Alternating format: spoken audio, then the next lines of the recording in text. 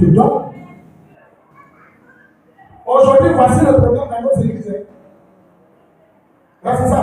C'est tout le problème dans nos églises. Jésus-Christ règne dans l'église ici après le culte. Dehors, les chrétiens nous perdons nos responsabilités. Même ton patron te parle, tu crames, pourtant tu jettes pour ton patron. Si tu as le Saint-Esprit, le patron peut t'accorder un minimum de respect. On souffre. Le païen qui va à logo à 2000 francs.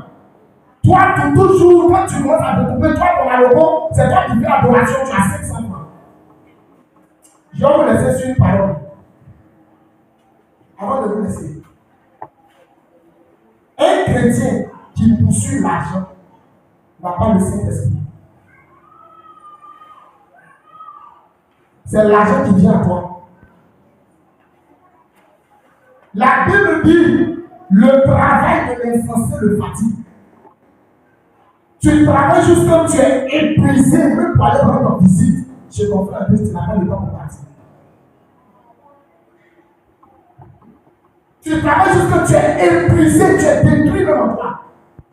Venir à l'église, même les vendredis mardi, pour recevoir de la part de Dieu, tu n'as pas ce temps. Tu cherches l'argent. Mais quand on regarde l'identité des chrétiens, c'est quel argent on a? Est-ce qu'on voit ça sur nous? On a mis. Mon ami, il faut arriver à carrer. Le petit tu as assis avec les gens de bijoux. Il a au moins 500 000 par jour. Les chrétiens d'aujourd'hui, dès qu'ils prennent 500 000 francs, c'est multi-milliards. C'est nous qui devons nourrir le monde. Pourquoi? Parce que nous sommes déséquilibrés. On a une partie qui est Dieu, une partie qui est les règles de l'ennemi, qui grandissent en nous. Et finalement, on ne gagne rien chez Dieu. On ne gagne rien chez Dieu. Et on est détruit. On doit se revoir pour éviter le combat spirituel interne. Le démon doit quitter totalement notre vie. C'est un combat. Ne relâche pas. Si quelque chose te fatigue, bats-toi pour qu'il sorte de là. Et que tes combats soient externes que internes. Dans le combat externe, Dieu intervient. David était dans un combat externe avec Goliath.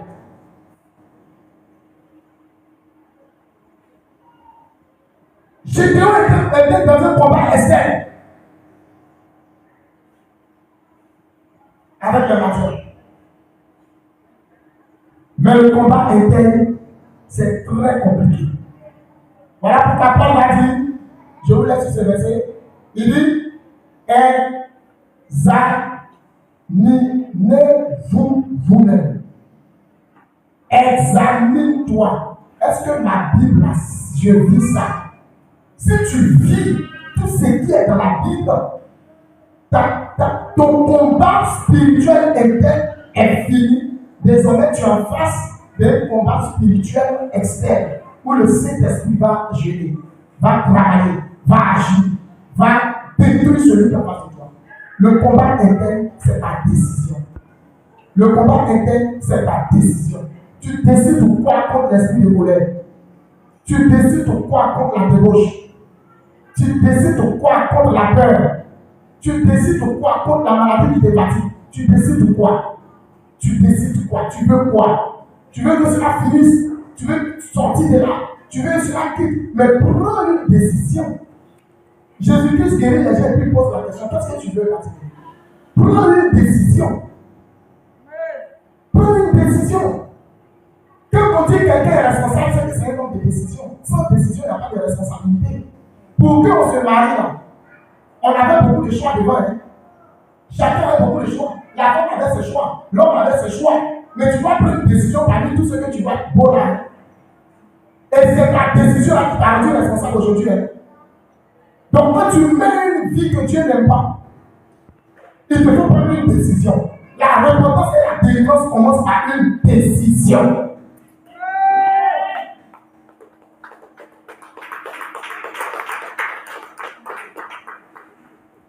Quelle est ta décision? Le cas le plus grave est conflit externe. Ça, c'est grave. Oh, la charité dans le domaine commence là. J'ai tes conflits internes. La colère, tu fais comment? Tu es trop rancunier. Trop rancunier. C'est qui fait que, regardez, je vais dire quelque chose en attendant. Mes frères vont le voir et puis je vais envoyer ça en français. Hein? Regardez, c'est un attend. Hein? Regardez. L'idée n'a pas plu. Il y a un job. Allez, va voir si tu lèves la main. Quelqu'un n'a un ballon n'a qu'à se lever pour l'établir ça. L'idée n'a pas plu. L'idée sont un job.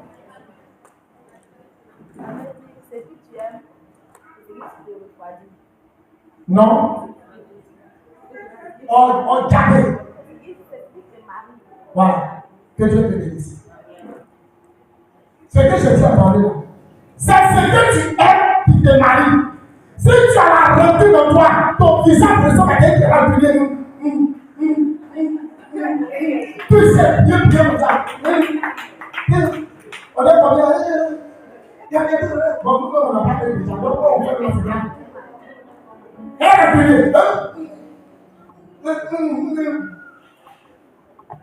Si tu es un critique, il y a sa démarche. Si tu es un moteur, tes yeux sont comme ça qu'on parle.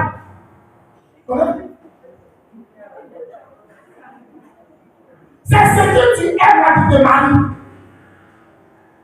Quand tu es un serviteur de Dieu, quand tu arrives quelque part, même pour porter ta leçon, la dame qui va vous dire, homme de Dieu, que Dieu te bénisse. Tu veux quoi? Ce que tu fais d'habitude là, c'est ce qui marie ton visage.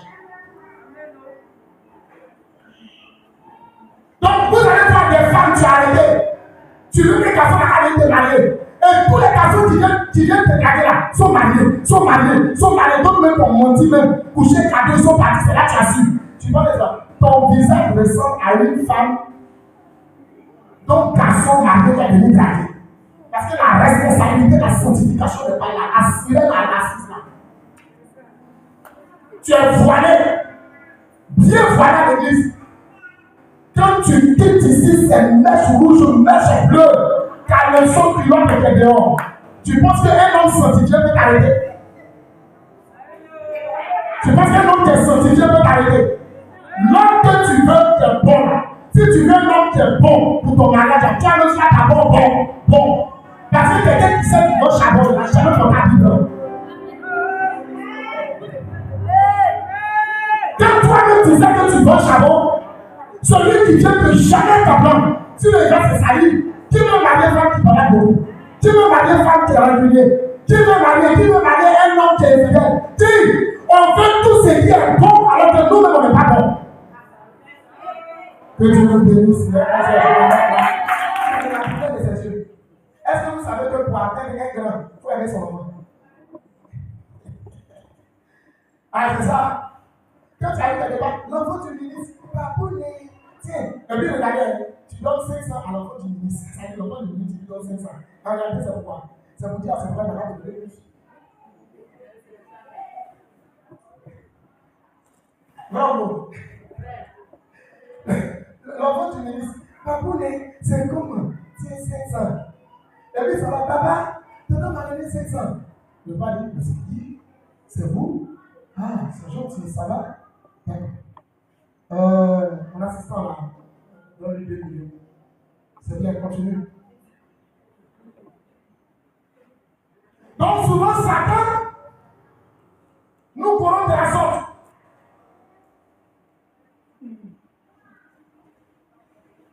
Il nous séduit comme ça. Mais sauf que sa volonté, Dieu n'aime pas, il ne pourra pas avoir une récompense. Donc ce Satan-là, c'est lui qui dirigeait tout. La Bible dit dans l'Apocalypse, Dieu dit descend, et puis la Bible dit fait. Dieu dit descend. La Bible dit il prend sa queue et il ramasse un tiers des anges et puis vient avec lui. Une manière de dire, la désobéissance ne se fait pas seule. Il y a tout un peu d'équipe. Quand tu vois quelqu'un qui est désobéissant, c'est le comportement des corps à pied. Tu as attrapé un bandit, Un braqueur de route, tu l'as attrapé, lui seul, on ne le tue pas. De par lui, on a les autres. Très vite. Tu prends bien si tu as ici. Tu dis, oi, maman, oi, l'autre là, il habite, à ma frère, du coup, allons là-bas, oi, et puis on attrape tout le monde. Et puis on envoie. Donc, quelqu'un qui est dans la désobéissance, là, ne le chasse pas d'abord. Il faut regarder son comportement. Tu vas voir un réseau de personnes dans son groupe. Et comme la rébellion se mate, Dieu a maté la rébellion et ils sont délaissés ici. Une manière de te dire aujourd'hui que les démons ne sont pas plus nombreux que les anges de Dieu. Il n'a pris que les 1 tiers. Ça veut dire que s'ils sont 100, il a pris 33. C'est ça, non? Je regarde les élèves des étudiants. 100 divisé par 3, ça fait 33 divisé par 3. C'est pas ça? Alors, calcul comptable, vite. Donc, il a pris que 33 s'ils étaient 5. Tout le reste là, ils sont de notre côté. Ça va être un travail.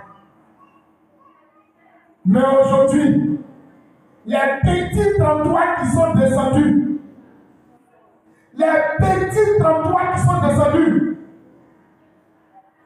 ils sont devenus beaucoup.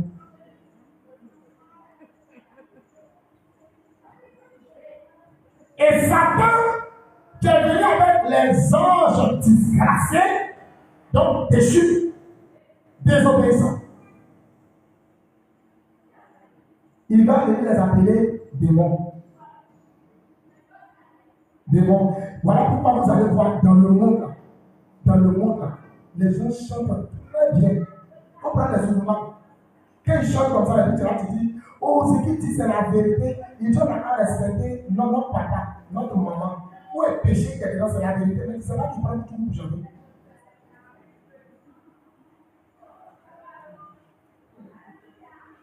C'est pas pour tout le monde pour jamais. Or, nous, notre groupe, c'est le Saint-Esprit. Vous allez voir que notre groupe musical, ils ne vont pas jeûner prier pour que Dieu les inspire les cantiques du ciel. Non, c'est que l'autre a déjà chanté à elle, tout pour la c'est ça, on prend et on chante dans les églises. Ce qui fait de toi un chant, c'est ce qui fait que toi-même tu as ton propre morceau. C'est toi qui as composé sous l'inspiration divine. C'est ça, on dit un chant. Sinon, si tu prends pour les autres pour chanter, là, tu es musicien, tu es un artiste. Et Satan a beaucoup de chansons sur la terre ici. Il a créé des ébats. Il a créé des maquis. Attendez que je vous décris un peu les bars aujourd'hui. Vous savez qui fréquentent là, que je vous donne des révélations. Quand vous partez d'un bar, pour ton information, tous les miroirs que tu vois là, c'est un démon qui aspire tous vos utérus, tout votre sperme, tout votre